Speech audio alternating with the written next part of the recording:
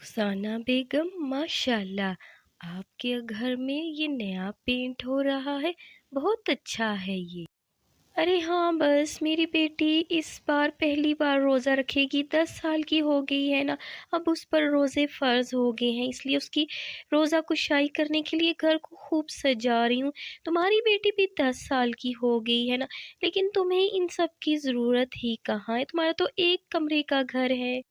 अरे रुखसाना बेगम, घर एक कमरे का हो या बड़ा हो, ज़रूरी ये है कि हम सब साथ हैं। देखिए, आपके हस्बैंड अब्रॉड रहते हैं और आपको अकेले सब देखना है, लेकिन हम सब साथ हैं, इसी में ही हम खुश हैं।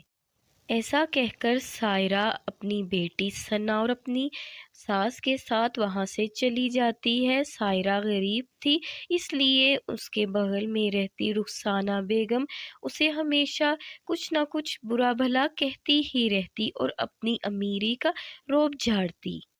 बहू, 2 दिन बाद रमज़ान है, कुछ सफाइयाँ कर लेते हैं। हाँ जी, क्या बातें हो रही हैं। सफाइयाँ भी हो जाएंगी और रमज़ान की तैयारी भी हो जाएगी। अस्सलाम वालेकुम। अहमद जी, आप आ गए हैं।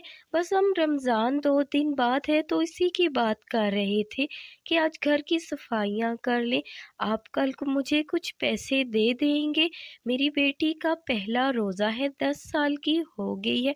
अब इस बार रोज़े उस पर फ़र्ज़ हैं तो कुछ सामान ले आऊँ। अरे हाँ हाँ, क्यों नहीं। कल मुझे साहब पैसे दे देंगे। आज आप लोग सफाई कर लें और कल जाके जो भी सौदा ज़रूरत है ले आइएगा। यूं ही बातें करने के बाद सायरा अपने पूरे घर के साथ बैठकर खाना खाती है।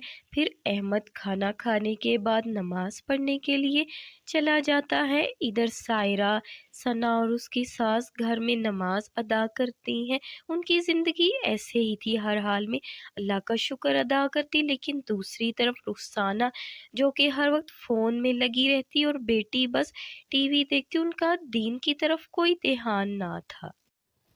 सायरा बेगम, ये देखिए, अल्हम्दुलिल्लाह मुझे साहब ने 1000 रुपये दिए हैं। आप जाइए बाजार से जो भी ज़रूरत का सामान है सहरी और इफ्तारी के लिए जाके आप ले आइए। अल्हम्दुलिल्लाह, देखा बहू, हमें पैसे मिल गए। अब इन पैसों से कुछ दिन का रमज़ान का गुजारा चल जाएगा। तुम ऐसा करो, सना को अपने साथ ले जाओ और सहरी और इफ्तारी के लिए थोड़े दिन का राशन ले आओ। अब रमज़ान शुरू होने में सिर्फ एक दिन बाकी रह गया था, तो रुखसा